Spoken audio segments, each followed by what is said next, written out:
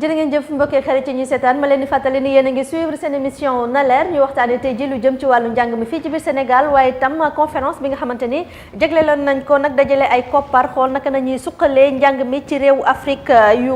bëri dañuy balaa ñuy dem dellusiwaat ak ki nga xamante ni moom moo di Djibril Ndiaye Diouf moom mi nga xam ne moo nekkoon point focal ci boobee conférence dañuy dem teewlu Cheikh Mbow bu COSYDEP moom am na rek gis-gis ci boobee conférence. buñ nee njàng moom droit la.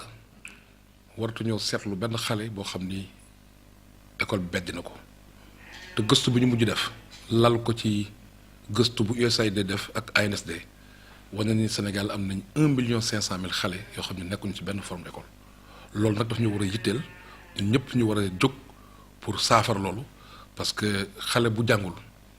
non seulement gënu ci moom waaye sax mën na nekk danger ci askan bi. xam nga àdduna bi yëpp d'accord na tàccu nañ Sénégal ci xaalis bi muy dugal ci mbirum jàng ak njàngaleem wante ñun li ñuy laaj mooy loolu ñu si dugal ndax moo ngi faj suñuy bëgg-bëgg en tant que askan en tant que citoyen bëgg-bëgg yi jëm ci am école boo xam ne nag xale yi dañuy jàng di jàll di réussir jëm ci la question enseignante ñu saafara ko jëm ci am système éducatif buy tolloo ak nduróol suñu gis-gis en tant que askan kon nag mbirum financement éducation fan lañ koy orienté fan lañ koy jëmale nan la ñuy fexe ba mu faj suñu bëgg-bëgg nekk na lu ñu war a yitte. xam nga mbirum environnement des apprentissages Sénégal yëpp lañu koy wax ñëpp xam nañ ni njàng fu ñu bëggee am qualité il faut que fi xale bi di jàngee mu am lu muy nduru école yoo xam ne abri provisoire la wala am problème mu douche am problème mu électricité wala clôture tëjuwul ku ne di fa jaar xar yi di jaar wala cantinisation bi nga xam ne gis nañ ko loolu yëpp mën na tax ba xale bi du nekk ci dal bi war a tax mu mën a am njàng bi gën. mu ngoog kon mu nekkoon Cheikh Mbow bu COSYDEP dañuy dellusiwaat ak monsieur Djibril Ndiaye. voilà jërëjëf donc beneen kii point bi mu wax te muy lu dëggu tey boo jëlee politique éducative Sénégal muy paquet avant PDF la woon mais gouvernement bi mooy financé 90% ci budget ressources internes loolu bokk nañ ci li ñu nawee Sénégal certainement ba bu ñuy organiser conférence bu toll ni nañ ko dem foofu parce que modèle le Sénégal est un modèle maintenant mën nga analyser la structure économique du budget quelle est la part des salaires quelle est la part des ressources extérieures mais dépassé wul 6% contribution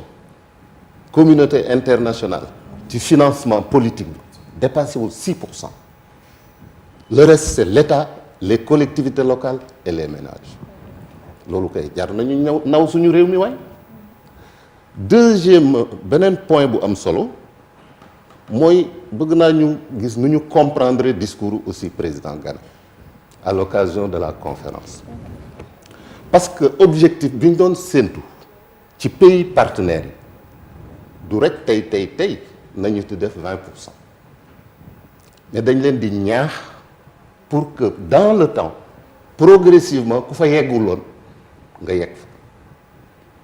mais nekkul rek ne ku amul deful 20% ci sa éducation doo bénéficier wu ci appui partenariat mais sama dégg-dégg def doon au contraire ñaax pays partenaires yi pays africains yi ñu def ni Sénégal ñu renforcer le financement domestique comme ni ko doyen waxee tout à l'heure zone Matam nag maa ngi doon wax fast track léegi wax naa sànq appui PMI bu ñu jëlee paquet bi région Matam dafa bokk ci 5 régions prioritaires jaaxal na ma trop monsieur Sall ne diaspora va fa tabax école yëpp même primaire maanaam bu ñu nee région prioritaire je prends juste benn programme bu partenariat mondial 200 écoles primaires clés en main mais Matam en a bénéficié te 5 régions yi Matam Louga Diourbel Kaffrine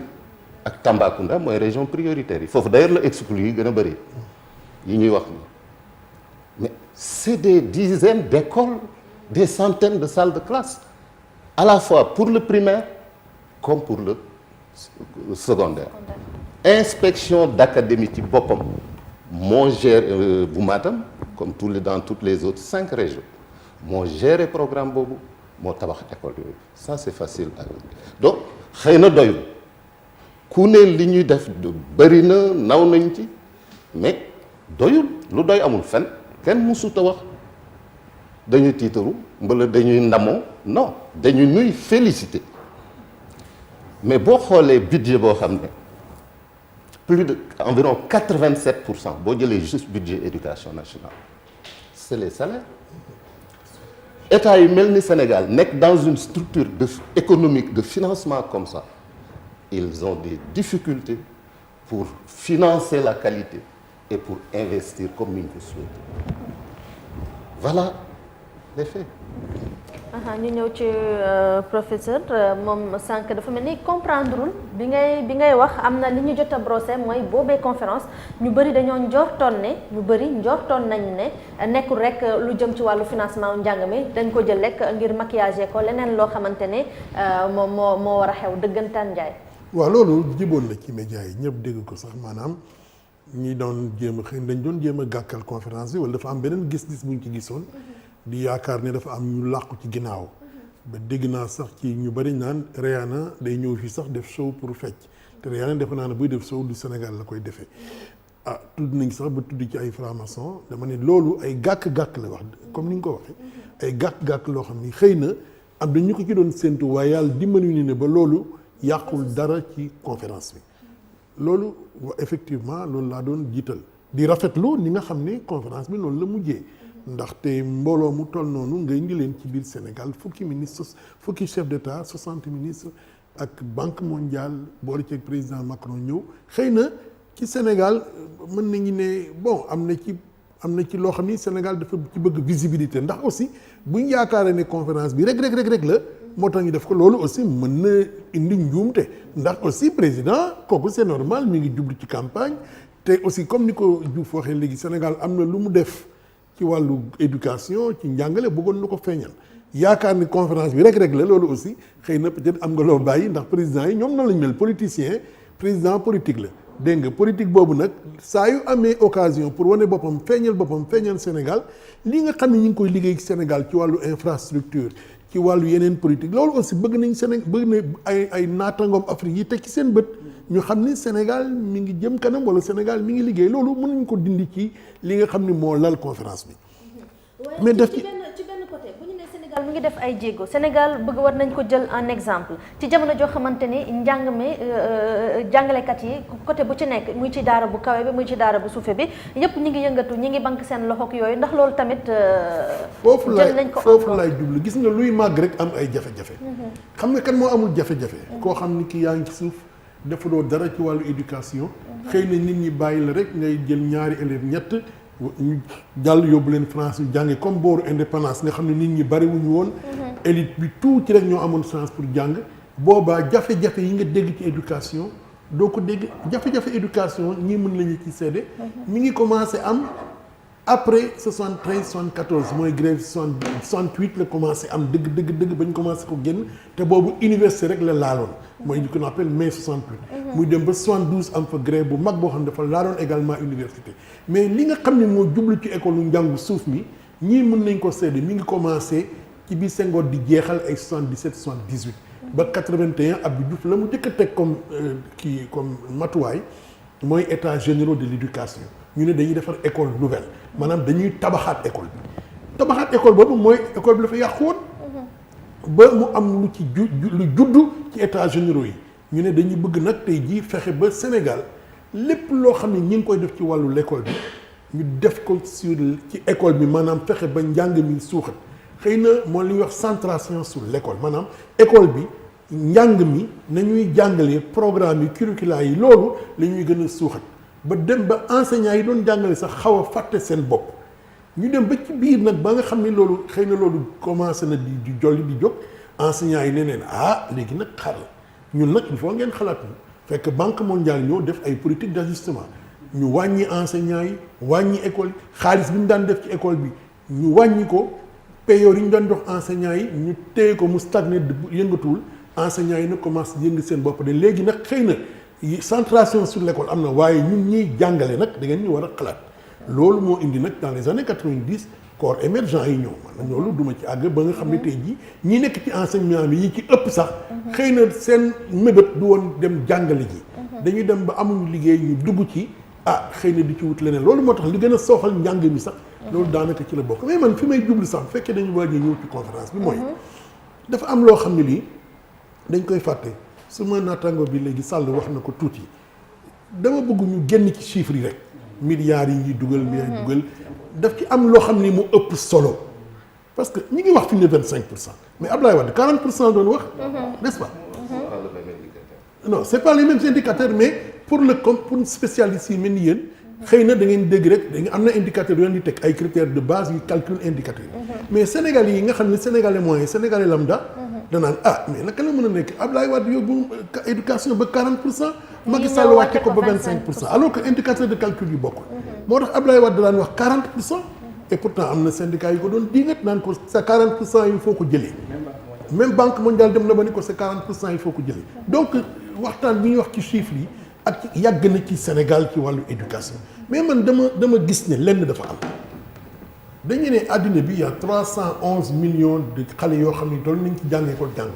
Sénégal ñu ngi ci 1,5 million xam nga déjà loolu bari na Sénégal lu mu tuutee rek am 1 million de personnes 500 yoo xam ne jànguñu école alors que àddina wëngal këpp di 6 milliards Sénégal nekk ci ñu nekk 315 millions beneen affaire bi nekk ci biir jàng bi mooy rendement scolaire ñii may toogal ni xam ne ni loolu c'est-à-dire élève bi bu jàngee na muy taree la muy jur loolu aussi war nañ ko seet te dañ seet ne Sénégal rendement scolaire dafa tuuti maanaam xale bi compétence yi nga xam ne moom lay jànge ci biir école bi su génnee boo ko nattee day tuuti lool. loolu faute bi kan la. loolu ci qualité njàng mi la. dañu waxante dëgg te fii souvent politique yi ba tooñ suma mbokk yi ñu fi ñoom souvent dafa mel ni dañuy fàtte rendement scolaire yi qualité de l'enseignement ak lii nga ak taux de déperdition nga xam ni boo jëlee tey jii CM2 xale yi dem CM2 jógee CM2 pour dem 6e mais di nga ci gis 80% yoo xam ne du ñu am certificat du ñu am entrée en 6e wala lu ko jege tuuti ñooñu fu ñuy dem. dañuy war a dugal ci école communautaire de base yi wala dañu leen di seen bàyyi dañu leen di fayal pour ñu dem jàngiwaat ñu ci bari bu leen dugal ci ECB yi école communautaire de base yi qualité njàng ma foofu daanaka baaxul ndax dañuy bëgg di jàngaale métier école yi fi ñu leen dugal baaxul ak ci demee ni ki noonu man dama bëgg ñu génn ci chiffres yi daanaka dëgg la Sénégal li mu def ci xaalis ci wàllu woowu bari na mais dañu bëgg ñu xool rendement scolaire yi ba pare xool qualité d'enseignement bi ba pare nag wëlbatiku ci li nga xam ne mooy suqali réew ci wàllu njàng mooy les matières scientifiques aujourd'hui boo xoolee les rendements scolaires ci mathématiques sciences physiques wala ci calcul tout ce qui est dafa néew ba maar bi tàll li nga xam ne moo dugg ci enseignement technique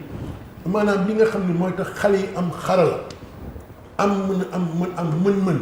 am loo xam ne ni compétence la tey jii bi sa frigidaire yàqoo ñu mun ko defar bi sa lampe wekk ko ñu mun ko defar ak am yeneen xam-xam ci wàllu électricité yeneen yi enseignement technique matul sax 5% ci élèves yi jàng ci biir Sénégal te boo bëggee suqali réew loolu mooy suqali réew mi dama bëgg nag ñu jéem a xool aussi génn ci chiffres yi comme ni ko suma rakk bu baax bi wax léegi sànq chiffres yi ay chiffres la daanaka xëy na am na réalité yu muy traduire mais boo demee ba ci biir xëy na ñii nga xam ne moom lañ gisee njàng mi Sénégal du ñu ne baaxul de waaye am na lu bari duñ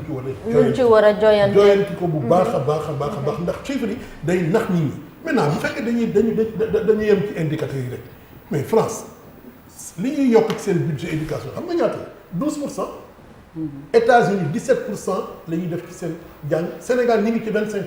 mën nañu nangu 25% yi sax sàll mën nañu ko nangu mais 25% yi lan moo nekk ginnaaw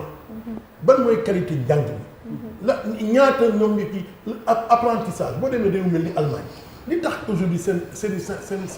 système éducatif bu baax dafa am ay njàng yoo xam ne boo ñëwee dañ lay xool ni yow nii ci sa li nga xam ne mooy sa mën-mën ak li nga xam ne mooy sa vocation sa jubluwaay xëy na apprentissage maanaam jàngum métier ngay gën a mën a dem bu ko defee boo demee ba am yenn niveau yi rek dañ lay orienté pour nga dem jàngi métier ñu apprentissage système d'apprentissage amul fi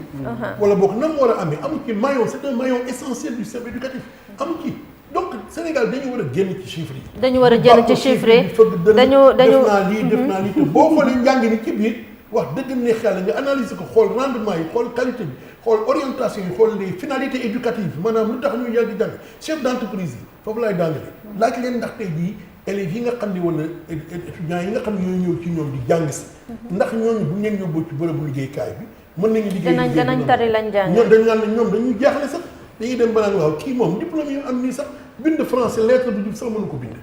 loolu aussi kon muy lu doy waar dañuy dem teewlu benn sa taxaw seetlu boo xamante ni Pape Cheikh Sylla def na ko ci wàllu wi daal di dellu si waat ci plateau bi 2 minutes ah oui. c'est passé vite. taal nga sa émission bi de mu ne taxañ na émission bi mu dem. Saliou. bunt bi. mu nga kon muy taxaw seetlu boo xam ne Pape Cheikh Sylla def na ko ci wàllu wi nag mel ni dañ naan li ñuy wax lu duuf si nag bi xajul si cin bi. dañuy def suñu dernier tour de table Mamadou Yuri lan ngay tëje waaw xaw na nag gàtt tour de table mais war naa wax ni Serigne Diouf werante wuñu ci dara dañoo déggoowul ndax dafa bari confusion tuuti man bu ma nee budget moom dépense lay wax du benn da ngay voté budget fin d'année nga xool da nga am dépensé nga lépp wala dépensé nga lu ko ëpp gis nga président budget lay wax waxul dépense yaa ngi wax président budget la wax 25% de budget la wax yow yaa ngi wax dépense moo waxal la leen ñu nekk institut bi nga wax UNESCO samay nattangoo ñoo fa nekk ñooy def gëstu yi may def fii li ñuy def foofu donc affaire indicateur du question na ngay dem UNESCO du fa jëli yemal ci université Dakar la ñu defal la gëstu ni ngay def nga gis nga li ma wax c'est clair li nga wax du ma ko wedd budget laa wax li ñu voté assemblée boo boole ñetti ministères yi yépp nga dindiwoo dette 17,34% la boo dindee dette yi c'est 22,41% dette yaa ngi ne dette yi c'est 22,64% service dette li ma wax c'est clair les 3 ministères boo leen boole maintenant nag am na fu ñu làq ay dépenses éducation wala ay budget éducation ñoo xam ne man budget laa wax dépense c'est autre chose dépense dafa jafe am Sénégal parce que les lois yi ko war a génne duñ ko génne ñu toog à 5 ans après ñu génn moo tax lu ñu dépense dafay jafee xam mais lu ñu budgétiser duñ ko xam daal lu ñu njorto am ba bugg ko dépense jafe loolu la moo tax nag dañu xaw a leeral rek waxuma dépense budget laa wax yéen a ngi wax dépense président budget lay wax yooyu rek yaay wax dépense dépense dafa jafee xam maintenant nag dépense du nga koy xamee loolu moom dugguma ci beneen bi mooy booy accueillir lu mel ni conférence d'accord dañ la ko ñaan waaye mën nga bañ mën nga wax ni kiiw rek yooyu am loo ciy séentu am nga njort lu mu mënti doon am nga njort loolu laa gisul xëy na nag président leader la gis nga leadership ab fi mu toll nii sous région li koy xëccoo man loolu laa gën a njort sax leadership bi fii au niveau de la Sénégal li koy xëccoo accueillir lu mel nii day yokk sa leadership te loolu lu ñu naw la Sénégal bëgg nañu nekk leader quand même man waxuma ni bon na ak lu nekk ci conférence dafa baax waaye nañ jéem a xam loolu lañ ciy xaar am lu ñu ciy wut quand même accueillir rek pour accueillir ndax dañu ko ñaan déedéet am lu ma ciy wut ma yaakaar naa xëy na leader daf bëgg a nekk leader donc tey ji Sénégal lan la gagné ci boobu waaw xaar ma jeexal doyen li doyen wax laa gëm gis nga éducateur bi mu koy wax ni c'est pour wal leen rek communication aussi am na ñoo xam ne dañuy gëstu ci loolu du da nga ñëw rek wax 40% 25% ñu gëm la du ñëppay gëm noonu loolu laa ci bëggoon wax waaye li ci ëpp solo doyen wax na ko juróomi xale yu ma dajeel kenn mu ci am certificat d'études Sénégal 50 ans d'indépendance juróomi xale juróomi Sénégal yi yoo dajeel waxuma xale juróomi recensement bu mu njëbi la juróomi Sénégal yi yoo dajeel kenn mu ci am certificat d'études ñaar ci téeméer ñoo am diplôme supérieur ñaar ci téeméer ma jox la benn anecdote benn pays bu ñuy wax Singapour 1965 li ñu am indépendance 6 millions d'habitants kenn ku ñuy wax Lee Kuan moo ko jiitu tey Singapour ñëpp xam nañ ko fu mu toll 99,91% d'alphabétisés ñu ngi ak 54% d'analphabètes Sénégal li ñuy wax yépp au-delà des indicateurs 54% des Sénégalais sont analphabètes loolu toujours ANSD moo ko génne moo génne photographie bi may wax 2% de diplôme du supérieur 5% de bachelier ainsi de suite yooyu yëpp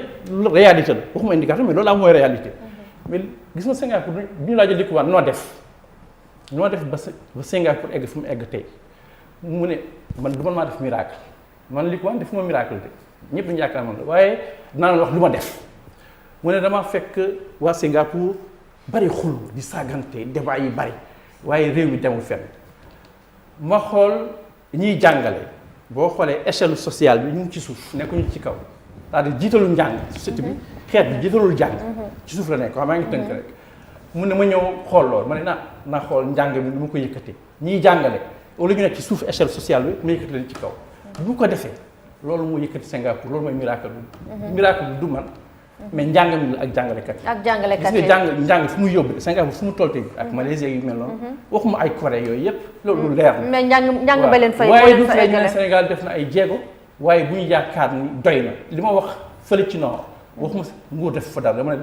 effort bi ñuy def il faut ñu apprécier ko les communautés dañuy tabax ay école di tabax ay dispensaire loolu jarul werante loolu lu am solo la te nit ñi ñu ngi ciy teg seen bët waaw ñu ñëw ci professeur la ngay tëjee pour mën a may ci lu gàtt rek waa li ma ci mën a dolli mooy conférence bi amaana sax ñoom xëy na ma ut nañu sabab nañ ko pour ñëw def ko Sénégal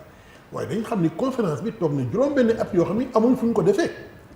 attention depuis Bruxelles 2012 ba Dakar 2018 amoon na ay jafe-jafe yu nekkoon ci biir ba nga xam ne diñ doon ne fu ñu koy defee fii ñu koy defee ndax ay conflit amoon ci dëkk bi bon lu mel noonu nag su amee bu ñu ñëwee ci président Macky Sall ne ko dañ ko bëgg a def fii day fekk mu nekk west wokk bu dajee gestu ndax loolu ci biir nit ñi sax ci da nga koy dégg ñu ko wax ci rajo yi am na woon na ci ay tuuti xaw a jafe-jafe fan lañ koy defee beneen bi ci dolli mooy dafa am loo xam ne man ci suma wàllu gis-gis dañ ko soofantal ci njàngu Sénégal man bokk ci suma gis-gis te ñi nga xam ne am nañu ay ndam lu rëy rëy ci wàllu njàng dañ ko soof dañ ko yëkkati ci kaw mooy làkk réew mi bërki démb lañ doon sargal Cheikh Anta mi fi jóge mu liggéey ci liggéey bu rafet li muy Cuba di Singapour di Éthiopie dëkk yi nga xam ne réussi nañ ci njàng yëpp boo seetee seen làkk réew la ñuy def laltaay Sénégal nag ñi am na ci expérience maanaam am na ci ay ñoo xam ñu ngi koy natt seet boo ba léegi codifié nañ langue yi ñi am na sax ay classe expérimentale langue nationale waaye bar bi ñu ko waroon a baral fexe ba def ci xaalis def ci doole faydaal ko defaguñ ko te tant que ñi ngi làkk français suñu taux de rendement yi day wàññi du kal ndax xale boo xam ne da nga judd ca waalo ga ma jóge dégg nga mësoo gis tubaab mësoo làkk tubaab nga xëy suba mu dem ba am juróom-benni at nga bëgg ko làkkaloo français day jafe ci moom te nag ku nekk li nga nàmp nga war a gàll nag man damay terminer ci leen rek damay jàngale ci yenn école supérieure yi ma seetlu ne xale yi nga xam ne seen papa ak seen yaay dañu am doole ñuy làkk ñoom sax dem na ba français mooy seen langue maternelle maanaam seen papa ak seen yaay ñoom seen biir làkk la ñuy làkk ak ma seetlu ci xale yoo xam ne yi ci programme sénégalais bi ñooñu seen kër bu ñu fa làkk français wala tukulóor wala njaago lañ fay làkk mais xale yi nga xam ne ñoom français la ñuy làkk seen kër di ko làkk ak seen papa di ko làkk ak seen yaay di ko làkk seen i biiri kër ak seen i morom ñooñu ñooy gën a mën a xam xale yi nga xam ne amuñu contact ak français donc muy war a rek ne làkk nit ki làkk bi mu làkk bi ndeyam bi mu nàmp am ci xarañ moo ëpp solo téeméer yoon boo ko ci bëggee jàngal ci loolu te dañu wax ne 70% enseignants yi jàngale dañ lay wax ni la ñoom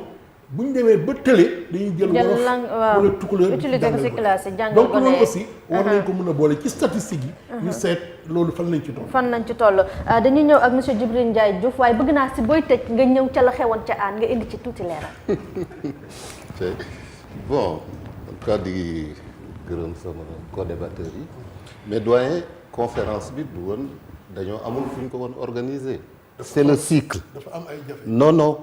man loolu jàng naa ko ci journal waaw xam nga li ñuy wax yëpp ci presse bi. jàng naa ko ci journal français sax. ma wax la dama la ne boo jëlee cycle bi 2010 partenariat mondial juddu am son premier plan stratégique 2016 ñu organiser en fin 2014 la deuxième édition parce que c'est pour financer un plan stratégique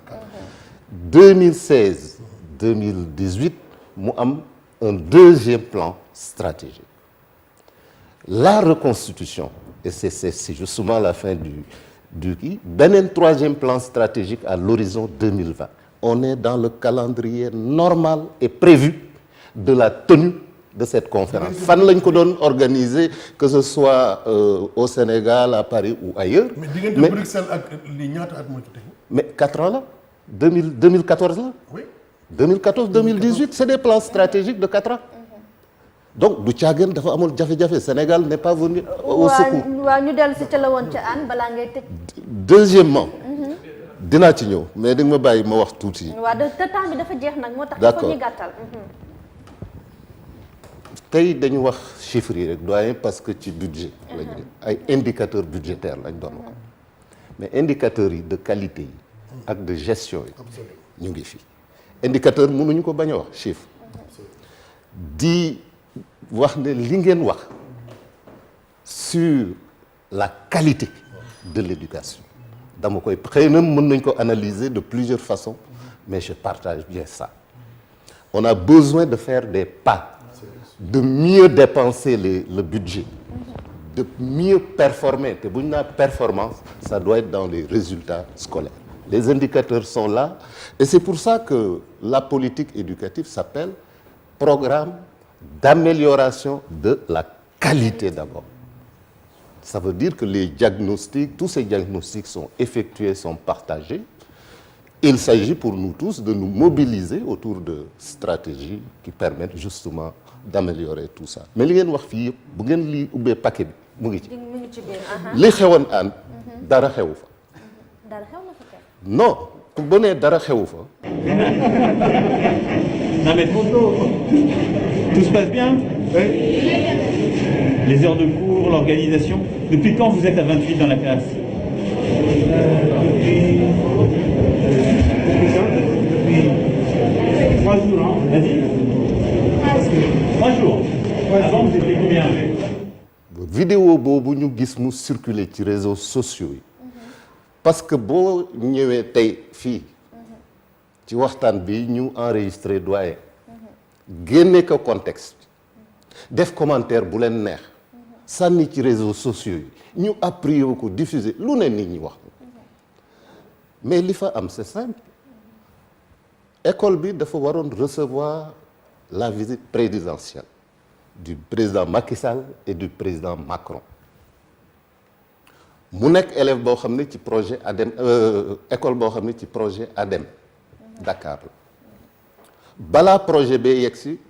école boobu 10 salles de classe physique la woon pour 19 classes pédagogiques ñu ñëw dolli ci bâtiment bu rafet 20 salles de classe physique booba balaa ñuy intervenir boo jëlee nombre de moyens de classe par élève ci 10 salles de classe yooyu 19 classes pédagogiques 88 élèves par classe yooyu bi ñu defaraatee 10 salles de classe yooyu yokk ci 20 muy 30 nga jël tey effectif bi à peu près 1300 élèves boo ko rapporté ci nombre de classes physiques yi ñu ngi autour de 46 élèves par classe ñaari salle de classe yi nga xam ne président Macky Sall ak président Macron ak seeni délégation ak journalistes internationaux yi ak presse nationale dañ ko war na visiter ñaari classes yooyu dañu ko réaménager pour permettre nit ñi xëj fi am fa espace te décision d'aménagement ñaari salles yooyu service protocolaire et de sécurité bu président de la République Macky Sall service protocolaire et de sécurité bu président Macron ak ambassade de France man mii semaine boobu tous les jours j'étais là-bas ñoo ko tëral décider ne pour am espace nañu wàññi table banc yi de 28 à 14 boo fa tegee ñaar par classe mooy 28 yi te sax malgré aménage boobu ñu mel ni man dugguñu parce que amu ma woon place donc dara xewu fa maintenant jël na ab enregistrement audio dugal ci kii mais loolu xel xalaatu ko la yem ñu bëri nag moom mooy lan moo tax président bi ni ko depuis kañ mais ni ko xam réponse bi ba pare depuis kañ ngeen nekk temps d'élèves ci biir classe bi bon peut-être loolu xëy na mën nga ko gisee noonu mais man question président bi ni ma ko gisee parce que impact bi ñu doon wut ci intervention bi mooy wàññi li ñuy wax ratio élève classe nombre de classes yi ngay fekk waaw bu fekkee classe boo xam ne élèves yi wàññeeku na mais xelam mën na jàpp ne impact projet bi la moo tax mu laaj ko mais depuis kañ mënoon na ko tontu ay weer mais li ko xale bu jigéen boobu wax moo am parce que 3 jours avant dañu leen a jox instruction sur la base du protocole de service de protocole et de sécurité décidé équipe pédagogique bi réaménager et aménager salle bi en conséquence. dëgg la am na solo Mamadou Wuri benn baat rek. laa ciy yokk fa laa dëkk. CM am bi muy wax fa laa dëkk ci wetam laa dëkk. li mu wax du ma ci teggi dara. classe yu bari la woon am na benn moment sax 6e bi dem nañu ba 106. waaye li ma ci yokk mooy loolu soxna Khady gis nga école boobu CM boobu à côté y a une école primaire groupe Bara Gueye ba tey 80 CI bay 80 ñoo fay nekk ba ay 75 ñooy nekk ci CI la ak CP kon loolu donc war nañ fa bàyyi xel CM bi defar nañ ko waaye primaire yaa ngi bëgg a dee ndax fees dell ak ay xale te mën jàngal fa laa dëkk waaw professeur mais li nga xam nga li nga laaj sànq ni lu tax Macron posé question bi ñun ay journalistes yi man ak yow wax dëgg ne xel coow li Macron moo ko indi ndax boo ñëwee ne kii bi classe bi depuis quand ñaata fan ngeen nekk 28 loolu am na lu nekk sa xel. da nga bëgg a tiiñal man loolu noonu nga koy déggee. wax dëgg daf ko bëgg a tiiñal dafa mel ni kon man dañ ma wax ne ma xam naa ne fii 60 wala 46 a fii dugg waaye 28 fi nekk tey loolu ci Macron ci boppam moo indi coow li. moo indi coow li mu nga kon ma leen di jaajëfal bu baax yéen samay invité di jaajëfal tamit équipe technique bi nga xam te ni ñoom la ñu àndaloon boobu ba léegi di leen dig daje ci beneen quinzaine jëlee ci beneen sujet d'actualité indi ko fii waxtaanee ko faram-fàccee ko ba lépp leer.